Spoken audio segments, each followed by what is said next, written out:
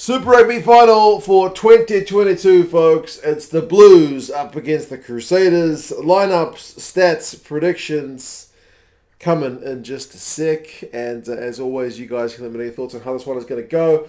How did these teams get here? The Blues have had a pretty good run.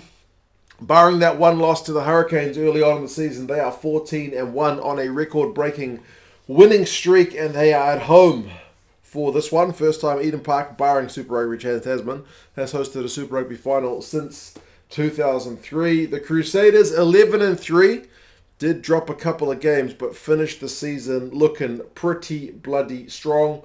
You can just see by the way the semi-finals went. 20 points to 7 over the Chiefs compared to 20 points to 19.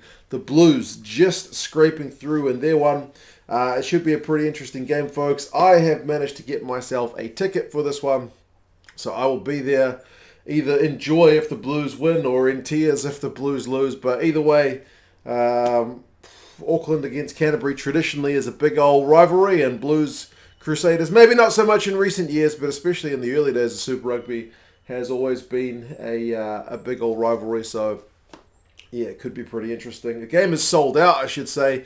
Eden Park is going to be sold out probably for the first time for a Super Rugby game since that game against the Canes, I think, when we got released from lockdown during the first COVID lockdown here at NZ. So yeah, we don't often see sold out Eden Park for Super Rugby, but here we go. These teams have played once this season, not the twice. That was in round 9, and the Crusaders actually lost that one at home, which was unusual. 27 points to 23. It was a weird game where the Blues, I think, scored more points in the first half and kind of had to hang on for grim death in that second half. Like, I remember, I wrote down the tackle count, like the Blues made 183 tackles in that game, which was certainly a lot more than the Crusaders made. Remember, the Crusaders had Barrett red carded and Havili yellow carded. They conceded almost twice as many penalties.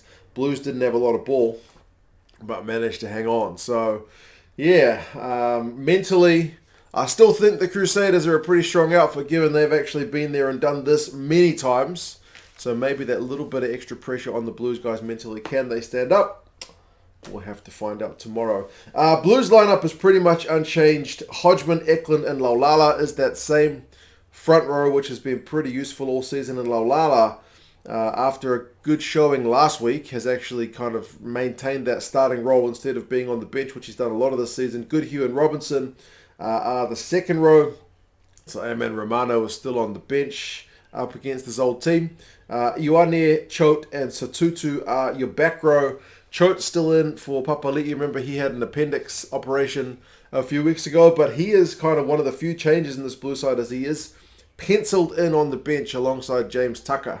So if Papalii is fit, he will come on from the bench. If not, then it'll be Tucker. Tucker didn't even come off the bench last week. The Blues didn't use a lot of their subs when they kind of held on against the Brumbies. Finlay, Christie, and Beauden Barrett 19 combo. They've been absolutely bossing the show this season. They've proved to be a really good combo.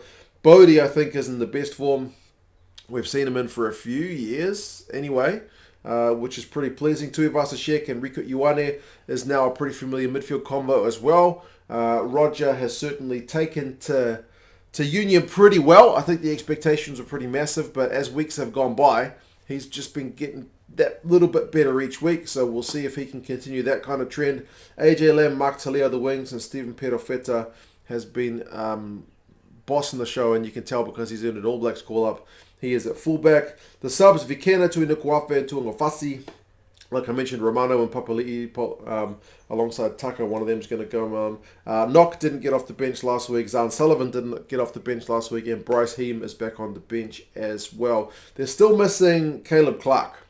And he's been kind of one of their main strike weapons on the wing. So that's unfortunate. But, I mean, he is their top try scorer, Clark, with 7. Eklund's got 6. So that shows you how good the Blues maul is. And AJ Lam has got 6. But that being said, the Blues were put under a lot of pressure defensively at more time last week against the Brumbies. Telea is your main guy for defenders beaten. Sotutu is the top New Zealand forward for offloads. So I think he's been kind of quietly ticking along pretty nicely this season as well. He's got some of the best hands of the forwards. Perofeta has got 10 try assists this season. That's kind of second equal overall. And interestingly, Finlay Christie's got a lot of offloads for for halfbacks compared to most of the halfbacks. He offloads at a pretty high rate. So that's your Blues. You got key guys all around. For the Crusaders, it's also a pretty strong lineup, man. What can you say? It's the Crusaders. Bauer, Cody Taylor, and Ollie Jaeger. That's a pretty strong-looking front row. Scott Barrett's captain alongside Sad Whitelock, so all Blacks in the locks. Matera cleared from that potential suspension. Remember, he got 2 yellow cards last week. I'm glad that he's been cleared because I don't think that would have been that fair for him to get suspended, seeing as one of his yellow cards was kind of a team one. It wasn't like he, was that egregious in that first yellow card. So I'm glad he's cleared. Tom Christie and Cullen Grace are 7 and 8. Bryn Hall and Mo'unga, also a pretty useful 19 combo. Them up against Christie and Barrett is also, I know Bryn Hall's not in the All Blacks, but it kind of feels like that kind of, who's the top dog matchup between those guys. Havili and Goodhue, all Blacks midfield. Fainga'anuku also called up to the All Blacks. Reese and Jordan in their back three.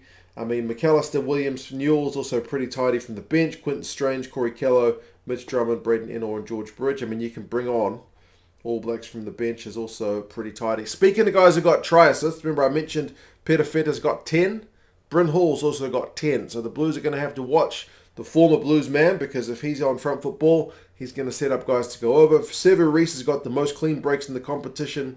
Tom Christie's the top tackler in the competition, averaging more than 15 a game. So there's game breakers all around this Crusaders squad as well. Interestingly, last week, the Crusaders in their shift against the Chiefs, they also kind of did it with a bit of a defensive powerhouse performance, right? Remember I told you the Blues made 183 tackles in their game in round 9. Last week, the Crusaders made 246, which is ridiculous. That's a stupid number of tackles. The Blues, in comparison, made 107 in their game against the Brumbies. So there will be some battered and bruised bodies in that Crusaders lineup, but they have had an extra day's rest because they played on Friday. Blues played on Saturday, so I would kind of call that pretty even.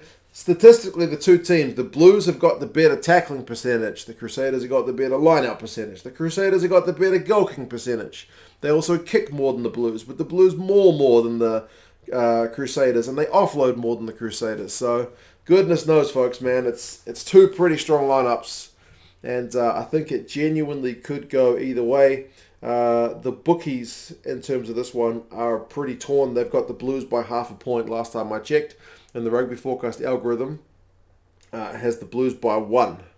Now, if it wasn't my team playing, I would say if you're smart, you go to the bookies and you put some money on the Crusaders to win a Super Rugby final, because that's just what they do.